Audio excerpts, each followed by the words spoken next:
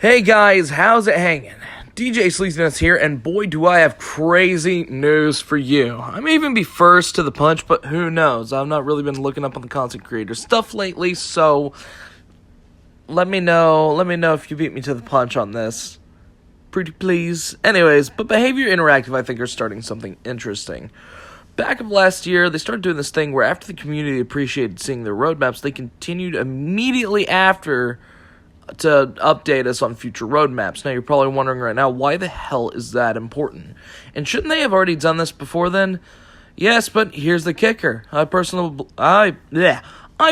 believe that Behavior is testing the waters on communication. And yes, that's right.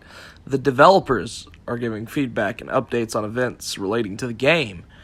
From what I've seen people doing on YouTube or whatever, from people thinking, oh, it's the end of the world, to giving applause and being positive, it's possible we may not be perfectly there yet. Because as in my recent video of the Behavior covering the new labor of love patches and quality of life updates or whatever, there are several demonstrations on why I think the devs of Dead by Daylight are turning a new leaf, or maybe being bastard turncoats. Who knows?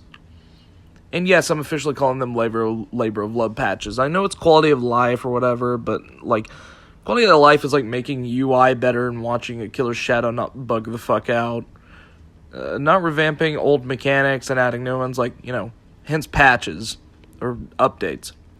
Like I said, that's just me personally. Better ever think on why they're doing this? Well, I can come up with reasons, especially my top 3 reasons why I think Behavior is trying better communication. Reason 1, the Five Nights at Freddy's chapter here at Summer. Hence, 333 made a video himself explaining the sole reason why he believed Behavior was not ready for Five Nights at Freddy's. While this, yes, is a very big IP, this can prove a problem with future potential IP holders in terms of revenue.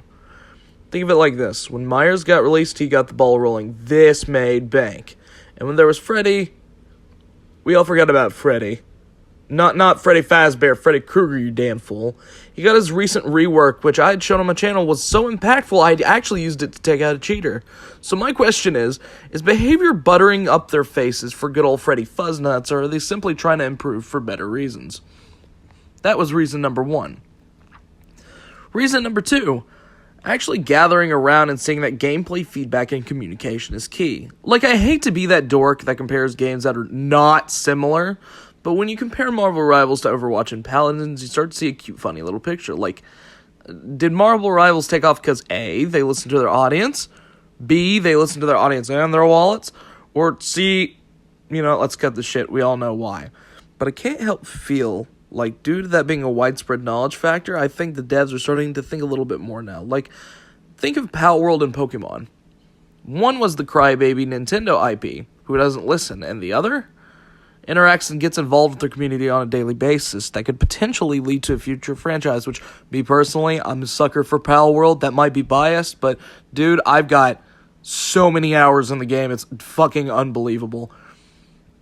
But this is the reason why I feel like devs are starting to understand that maybe, just maybe, communication is key. But that's reason number 2. Reason number 3, good graces are probably part of a contract deal. While tons of talented people were laid off at one point, and they started releasing, the Houndmaster and Snug, I think they're starting to understand, I'll just say they're messes. I think they're starting to understand that being in the shadows with their community is a very, very clear, and other devs are starting to notice this.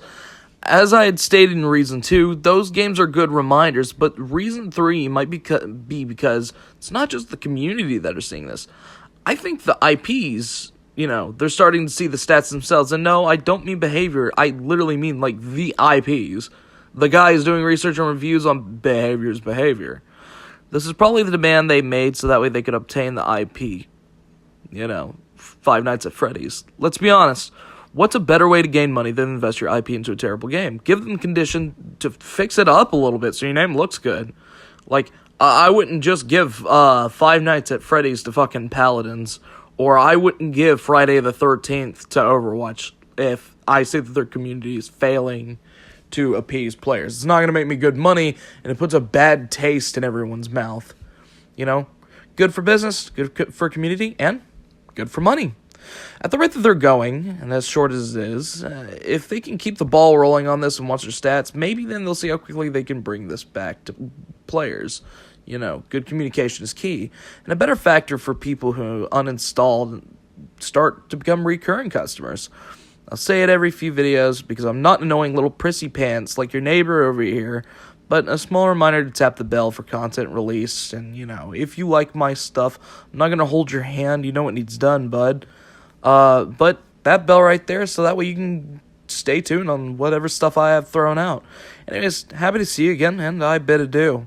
I'll be seeing you in the fog, and that is my 3 reasons, Like, hey, they could be doing it for a better reason, but me personally, there's always 2 sides of the pillow.